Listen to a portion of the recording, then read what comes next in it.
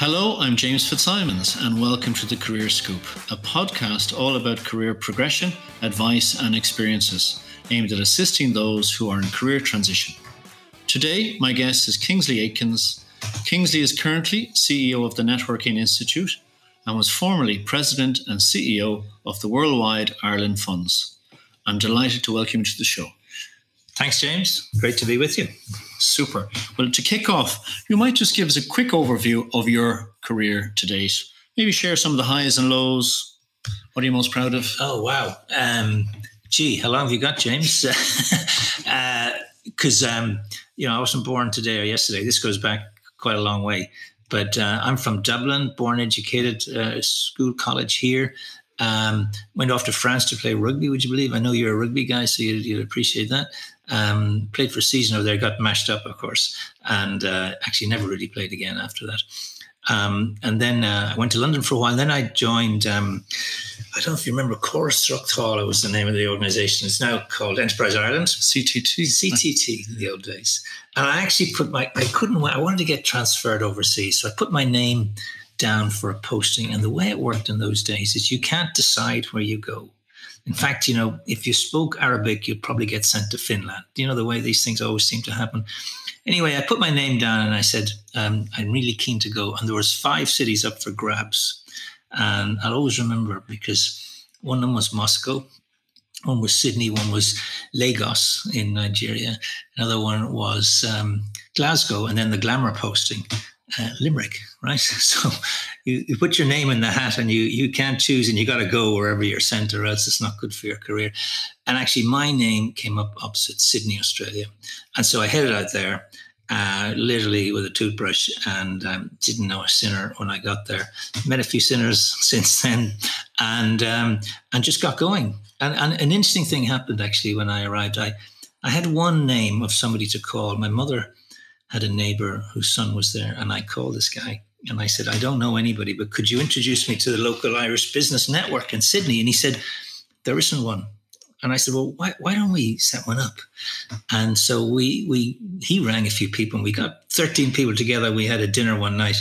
And because we both used to play rugby, we called ourselves the Lansdowne Road Club.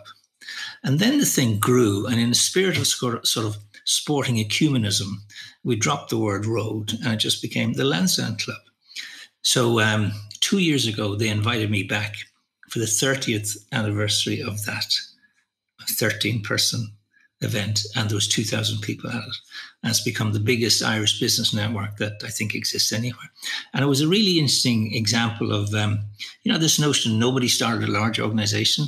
I love that concept. I mean, when you think about it, 21-year-old Steve Jobs and 27-year-old Steve Wozniak put a few bits and pieces of a computer together in a garage in Cupertino and sold the first Apple computer. Now, Apple today is, as you know, a $2 trillion company. I mean, 3 years ago, it was a $1 trillion company. And if you look at some of the great stories of companies like Disney, companies like Hewlett and Packard started in a shed, or even Facebook started in a dorm. Or here in Ireland, you have, Ryanair started in 1985 when a plane took off from Waterford with 18 passengers and got across to London, the first plane. To Luton, if I recollect. Well, Luton, was it? Wow. Well, some things never change.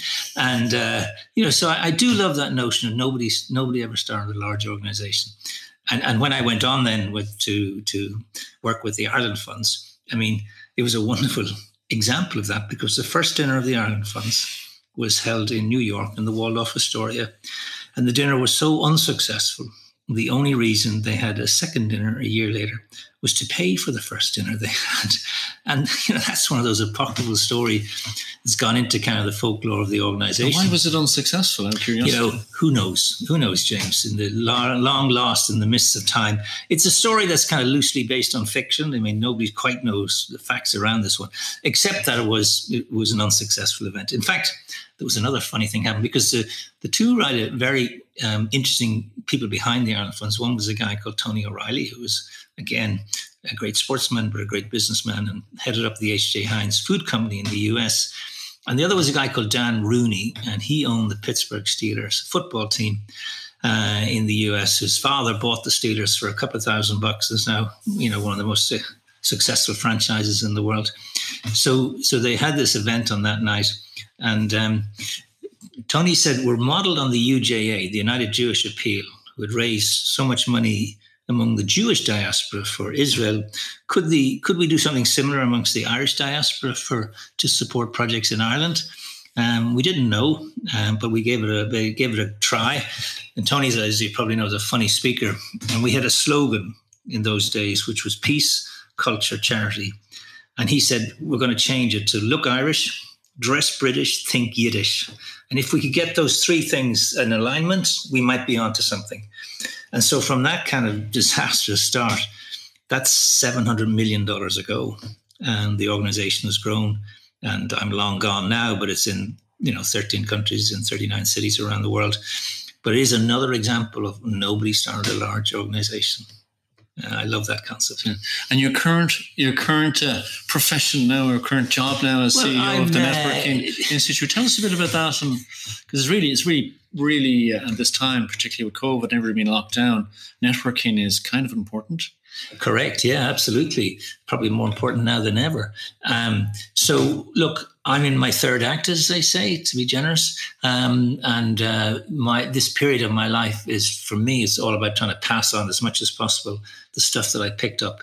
So when I was in Australia, I was representing Corstructal and also IDA Ireland, and that was all about getting FDI for Ireland, and then got involved with the Ireland funds. But to me, the glue that makes everything work in all those positions and countries, and particularly places where you go and you don't know anybody, is to build networks and to be networking. And so, I just think it's something that's it's a luxury. It's not a luxury, it's a necessity. And you can't get through life without having connections and getting to know people. It's all about becoming known, not famous, if you know what I mean. And so I think this is an incredibly important glue. But here's what's curious, James. Everybody agrees it's really important, but schools and colleges don't teach it.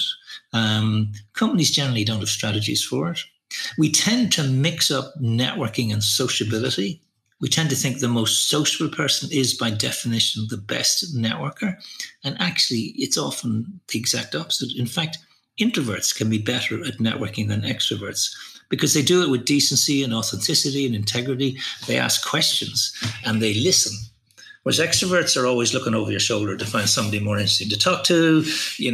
They're flicking out business cards at a ferocious rate. This sort of experience. You wake up in the morning, you find somebody's business card in the turn-up of your trousers, and you say, where did that come from? So I think it's really interesting that actually, it's not about being the most sociable. In fact, the key to networking is the simplest thing in the world. The key to networking is not getting stuff for yourself. It's actually giving stuff to others. The more you give, the more you get. If you give to individuals on a consistent basis, it comes back. Explain by giving. So just give an example.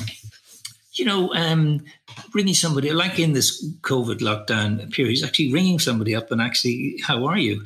What can I do for you? There's three really fantastic questions you can ask when you're meeting anybody. And the first question is, what can I do for you? Because most people think networking is getting something for themselves, getting a job, a sale, or whatever it is. So if you turn that on its head and say, what can I do for you? That's a great number one question. Second question, which is great, is if you were me, James, what would you do? So actually what you're saying is, can you give me some advice? You're paying respect and deference to somebody's wisdom and experience. And you're also listening, which back to that key skill in networking. And then the third question in networking, which is kind of like a gold dust question, which is, who do you know who, works in Brisbane, aircraft leasing, in insurance, or whatever it is? So what I'm really saying to you is, are you willing to put your name on the line to make an introduction for me? And that's all about, do you trust me? Do you know enough about me to actually do that for me? That's a big ask. And that's a human thing? It's a very human thing. How you've handled the previous kind of bits of conversation? Have you done what you say you're going to do? Are you a reliable kind of person? And so, that becomes a really fascinating question. So I always say, what you're trying to do is replace cold calls with hot coffees. It's as simple as that. And now it's kind of hard to have a hot coffee. And how does someone navigate the kind of the Zoom world or the Microsoft Teams world or the Skype world. Yeah, so what do you say to a 22-year-old who has no really sense of this? Maybe you and I are slightly more advanced and we've had experience of that and how that works. So you actually can't physically get to somebody. Well, I'd say I'm not sure myself because I'm struggling a little bit. I would say a couple of things. Just backing up a little bit as to a 22-year-old who might be a bit jaundiced about the whole notion of networking, because networking's got a pretty sleazy image. It conjures up images of pretty insincere people flicking out cards. It's not a very nice notion, concept. Your network, interestingly enough, network as a noun sounds quite positive. We all think, I want to have a good network. But networking as a verb sounds absolutely insincere, even a little bit dirty, So that's that. Too salesy, in effect. That's very salesy. Yeah, very salesy. But here's the thing that people have to realize, and particularly I think people starting out in their careers, is the technical skills you need to get your job in the first instance, important as they are, become less important as you progress, because everybody has them and you can't compete on what everybody has, and relationships become more important. So that's an interesting sort of thing that nobody really teaches you that. I'm also a fan of a guy called Harvey Coleman, and he's an American writer. And he says, your career depends on a concept called PIE, P-I-E. And P stands for performance. And he says something which is completely outrageous. He said, how well you do your job contributes 10% to your career progress. Now, surely that's daft. Surely how well you do your job is like 80, 90%. That's what matters. And he says, no. He says, everybody does a good job. That's not the competitive advantage you have. He said an interesting thing. He said, you get paid on performance. You get promoted on what other people think of your potential. So now he's introducing those two little pesky words, other people. So other people come into the equation. Carla Harris, who's a great African-American 35-year veteran of Morgan Stanley in New York, she says, always remember in your career that all the main decisions about your career will be taken by people sitting around a table in a room. All the decisions about your promotion, your compensation, next projects you take, all of those decisions will be taken by these people who are sitting at a table in a room, and you will not be in that room, which is a brutal and harsh fact of life. So Harvey Coleman goes on to say, performance is 10%. He said, image, that's the I of the PIE theory, is 30%. So what do people think of you? What's your reputation? Your reputation is what somebody says about you when you're not in the room.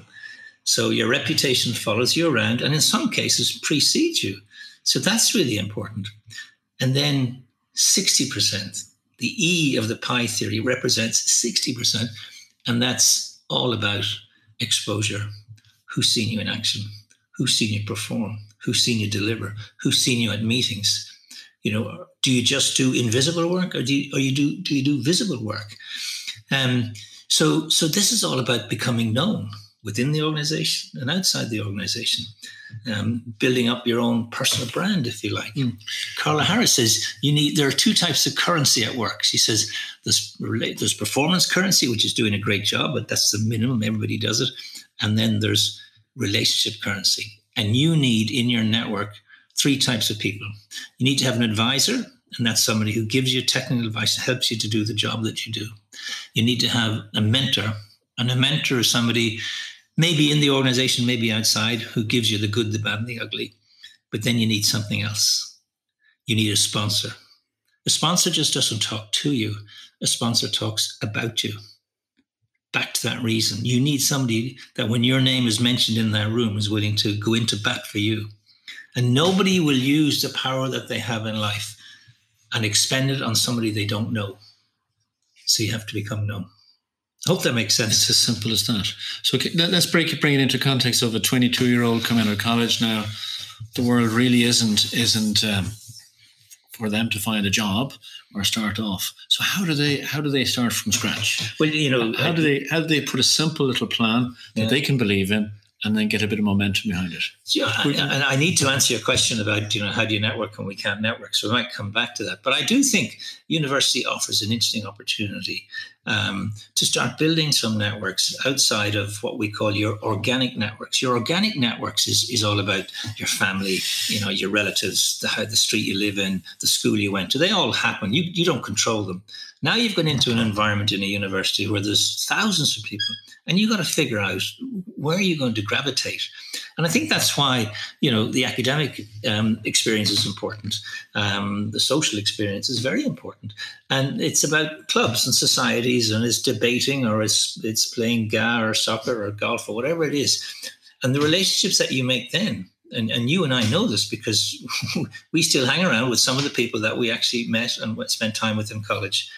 And when you look at the model of the alumni relationship model that universities follow, it is all about the opportunity of connecting these people with all sorts of different people and getting them to contribute and involve themselves back.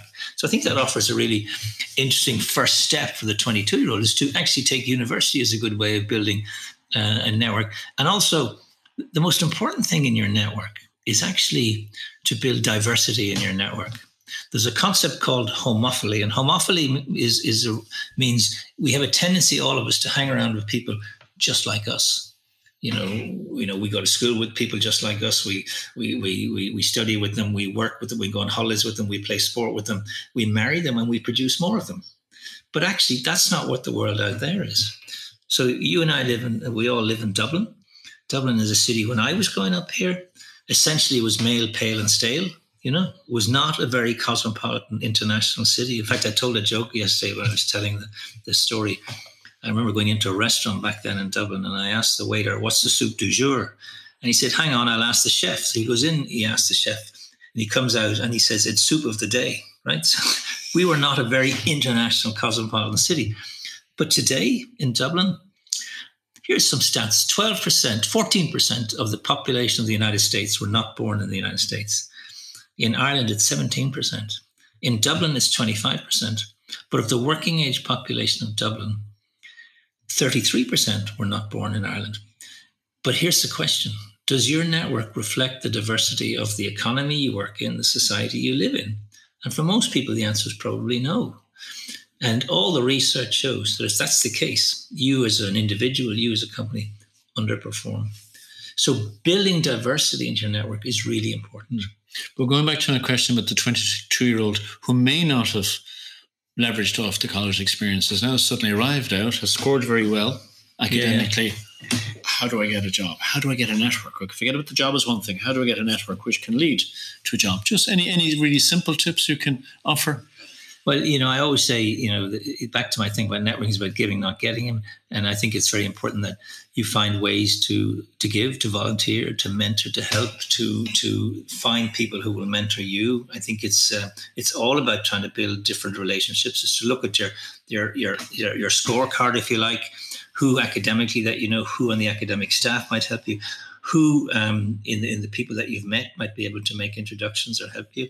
So, it's, the nice thing about it is you're starting with a blank sheet and then taking every opportunity to be active, to participate, to take part, to do stuff. I mean, the great thing about networking is about doing stuff. And so it is about joining societies in college or out of college, following whatever particular interest you have, whether they're academic or sporting or cultural or whatever it is, but find those things and engage with them, and not sort of switch off or turn off from what's going on. And then, your other point about, how do you do that right now when we're all locked down and we're all sort of restricted from connecting with anybody, because networking essentially is a social activity. And how do you do that?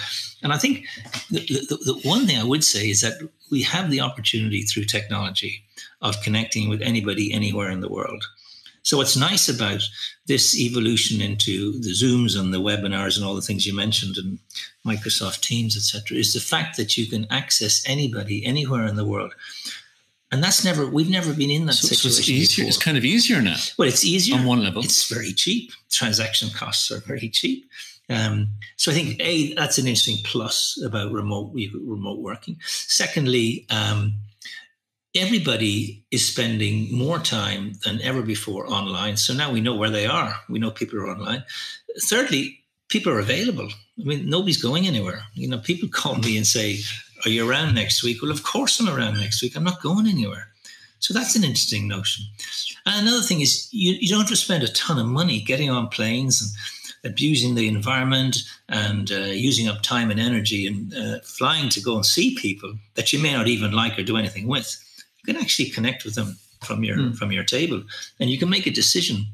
And do you remember in the old days, you go to a conference and you come back with a bundle of business cards, and over the next week or two, you'd sort of start replying to people. Now it's instantaneous. You can connect with somebody instantaneously after you've had a Zoom call. So I think there's some pluses in this. Yeah, not a lot, but some. One final question on that subject is that people I work with in the career advice space, and younger people, or even not necessarily only younger people, they're afraid to make the ask, as if people are going to say no. Do you have any thoughts around, just to reinforce that it's really positive to make the ask, but to make it in a particular way? Yeah, I mean, asking is your greatest personal marketing tool, and all the cliches come tumbling out. If you want to get, you have to ask.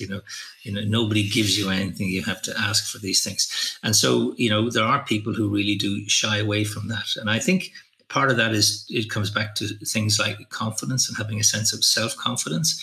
And I think the educational process is important that's focused on. We're producing terrifically technically capable youngsters and coming out of college, brilliant, but actually a little bit weaker, I suspect, than the previous generations in certain soft skills. I did some work a couple of years ago at the National University of Singapore, and they have that's the number 1 university in Asia, number 20 in the world. Incredible people fight to get into this. And the kids who come out are really, really fantastic, deductive, analytical, and brilliant, but actually quite weak in their soft skills. So they've set up a thing called the Center for Future Ready Graduates. Isn't that interesting? That's a lovely title. The name suggests what the problem is. And I think one of the things we have to figure a way out of dealing with is that intense use of devices, a huge, gigantic amount of time spent on screens. There's a woman called Sherry Turkle, an American writer, wrote a book called Alone Together. And her thesis is that, we're living in a world now where everybody's connected with everybody all around the world at the click of a switch, but they're all alone in front of a screen. And James, when you and I think of the best things, the best experiences we've had in our lives, were they in front of a screen? No, or were they with people? They're with people, with community. So, I think we're storing up a bit of a problem here. Yeah. It's going to be interesting. I think actually the biggest crisis facing the world is not COVID, as maybe it probably is climate change, but certainly one of the biggest crises is loneliness. And technology. Technology can enable that, but also can support it. So I think technology creates it as well as, so it's the devil on both sides. It's interesting. It's funny on an aside, just for the listeners, when just before we started this podcast, I mentioned to Kingsley about a chap I was talking to called Derek Kenny, who's an old colleague of mine who works in Hong Kong. And Kingsley said, "That's funny, I was talking with him last week and helping him support." So the world is very small, and sometimes it's, and so now we have a contact, both of us have different experiences of Derek, and maybe from Derek we'll get context and he'll give us context. So it's a kind of validation of sometimes when you talk to people, you don't know who they know. Well, that's true. People that you know. Yeah. And in the old days, your geography dictated your identity. If you lived in Southern California, that's who you were. But now, you can be, you can have a foot in different camps. Derek Kenny's in Hong Kong. He's got these connections in China. He's got connections here. I mean, that's really interesting. And I think the world is more a mosaic than a melting pot. I think it's made up of all sorts of different kind of mixtures of people in different places. And when you get these together, and I think it's a very exciting thing. And it always segues into that whole area of diaspora. So I was involved with the Irish diaspora and all around the world. I mean, 10 million people have left Ireland in history. I mean, I think statistically more people have left this country than any other country per head, if you like, in history. But that's the bad news. The good news is we have an extraordinary diaspora, which, it's so varied and so interesting and involved in so many different ways. just watching Simon Coveney yesterday and the day before in Washington, sitting down with, the great power breakers, the Nancy Pelosi's and the Richie Neals and the Burns and these kind of characters. It is incredible, the power of that diaspora. Yeah, it's interesting. Would you share with the listeners, like you have been in your position with the Ireland Funds, you've got to meet some fairly interesting people. Do you want to share a couple of people you say that's really interesting? That was a really interesting person, and why? One of our one of the people we've talked with, they had met with Kofi Annan, and they were sharing what they thought of him as a person, as a human. Yeah. So, anyone come to mind that should? Well, I think the person that would be, to me, head and shoulders with anybody else was the opportunity I had years ago when I was with the Ireland Funds to have dinner with Nelson Mandela in Pretoria, in South Africa. I mean, there is an extraordinary individual, extraordinary story, and you really felt very humbled to be in his presence. It was around the time of the World Cup, if you remember, when South Africa won, beating the All Blacks in 1995. And when Nelson Mandela came out on the pitch wearing Francois Pienaar's shirt, it was an extraordinarily emotional moment. But he was really incredible. And we were involved when I was with the Ireland Funds to actually sending all the leaders of Northern Ireland to South Africa, and it was funded by ourselves and Chuck Feeney, who was an incredible Irish American. In the papers over the last couple of days. So we really he's kind of retired from his fund is retired. It's brilliant. It's Limited Life Foundation. 8 billion. Was it 8 billion? 8 billion, and like 2 billion to Ireland. I mean, we owe him so much, particularly the educational sector, the universities in Ireland. But we funded sending the leaders from Northern Ireland, from both sides, all of them, all the different leaders, to spend 3 days with Mandela in South Africa, and with Ralph Meyer, who's head of the National Party, and Cyril Ramaphosa, who's the current president of South Africa. You might share with the people from the island of Ireland that went over. You might share the names of the people. There were the leaders of the different parties. Okay. So there was SDLP, and there was the Unionists, the DUP. There was also the PUP, Davy Irvine, various other people went, and it was a remarkable experience, because that was in 1996, and 1 year later the Good Friday Agreement was signed, and many of the people who were there and involved with signing the Good Friday Agreement would say that it was what was achieved in South Africa with those days when Mandela gave up his time to spend time with the delegations, and he had to do it separately with each different delegation, that was a really pivotal impact on what went on. So I think, to answer your question, he'd be head and shoulders above anybody else I've met. Interesting. What qualities do you look in people that when you go to look to recruit someone? Yeah.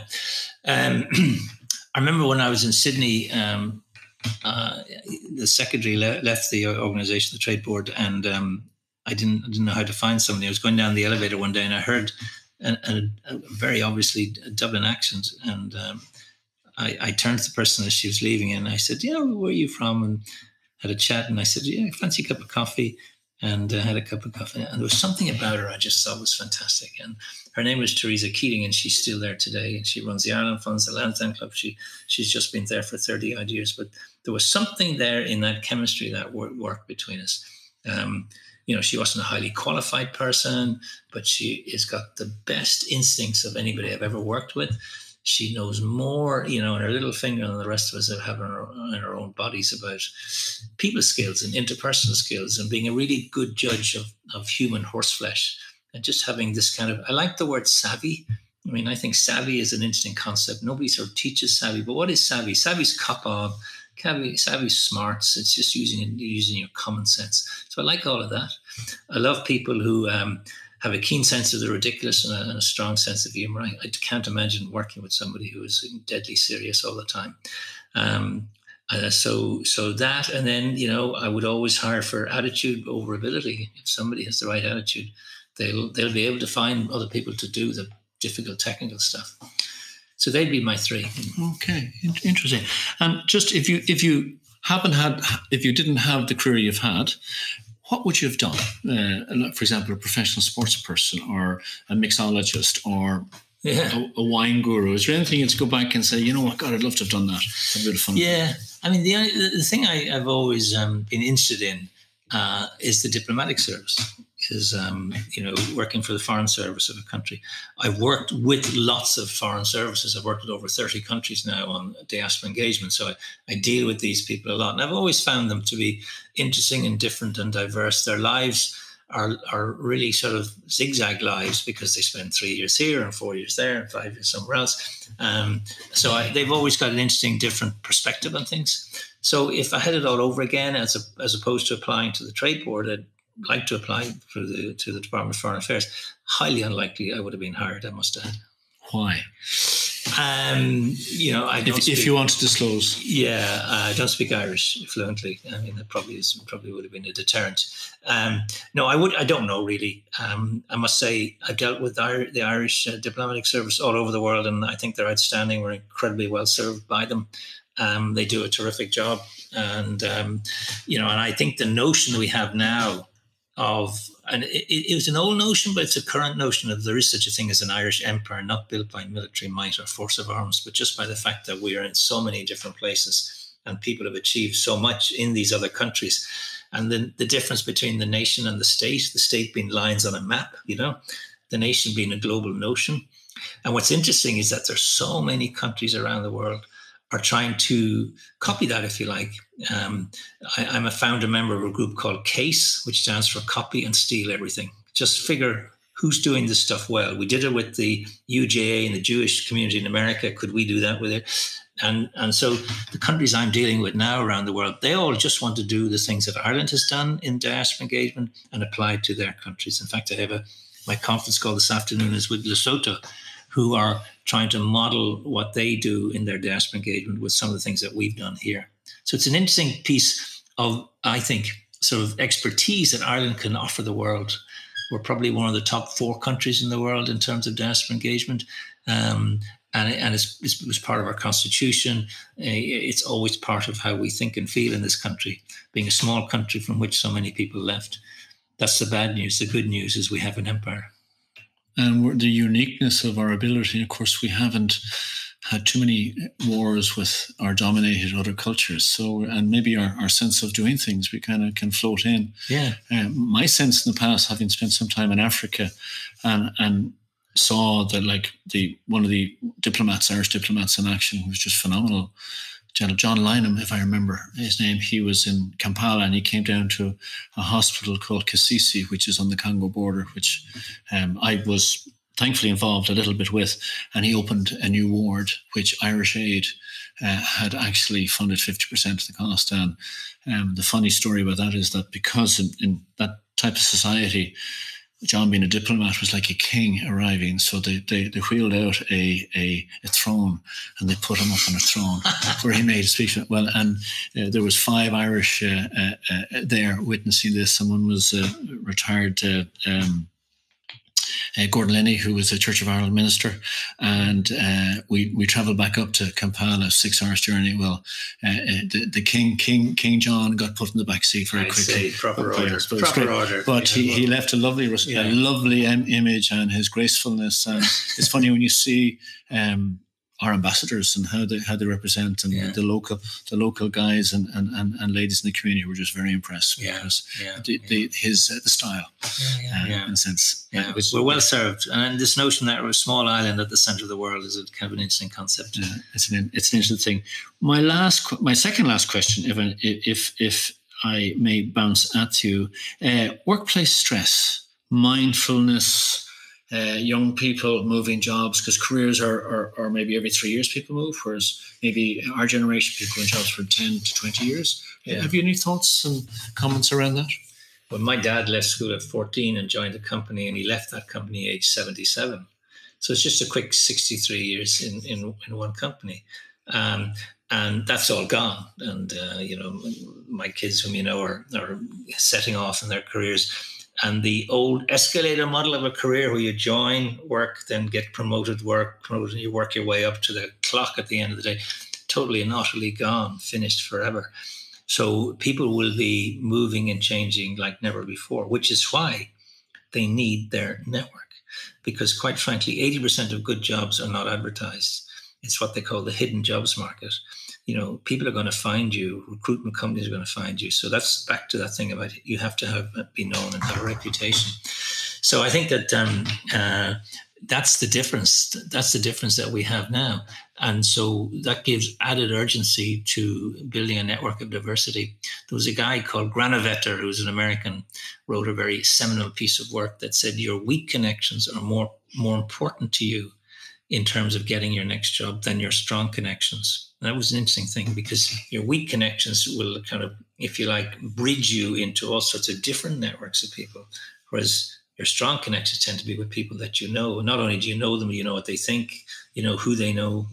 So it's a very interesting, back to that thing about the importance of your network is its diversity. That's its strength. It's funny, it reminds me of a story of my father-in-law, who's 95, who set up a number of companies in Italy and lived there for 7 years. And he's had diverse experiences, was in the RAF. He's a Cumbrian farmer, arrived in Ireland. But in Italy, he would tip the waiter before the meal. Yeah.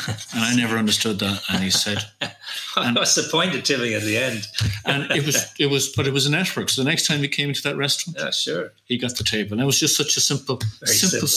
Very simple. So many things are. And also that waiter could have been, if you're in a little village somewhere, that waiter could have been the person who was the door to everybody else in the village, or what you wanted. So it was a kind of interesting thing. For sure. Last question, if to close out our session here, 5 words to describe 5 words to describe your career.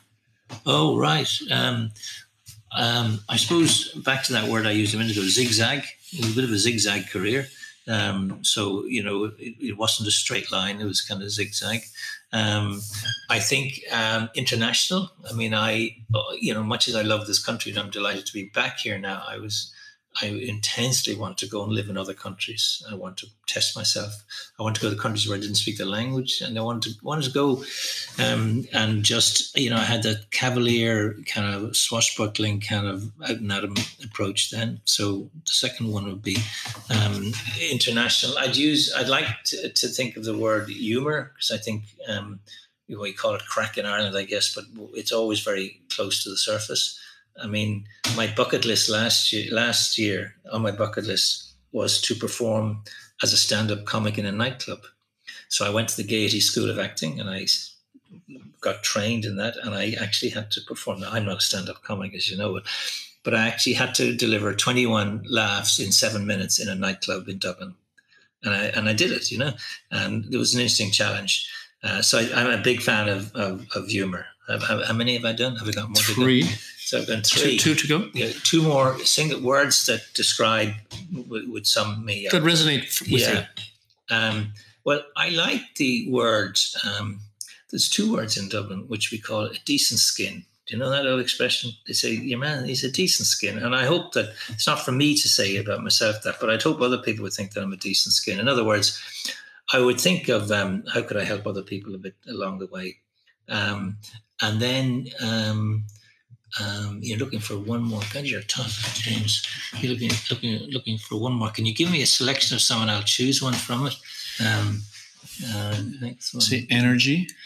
Yeah. I suppose on that thing, I've always tried to keep fit. So, here in the summer, I swim every day. I walk nearly every morning, certainly when there's enough light. And I think that maybe that would cover your energy point. Great. Kingsley, I'd like to thank you very much for taking your time to talk with us today. Thanks for listening, James. You're very welcome. Thank you for listening to The Career Scoop, brought to you by Elevate Career Advice and Elevate Executive Selection. I'm James Fitzsimons, and I hope you have enjoyed listening. Make sure to tune in for next week's episode.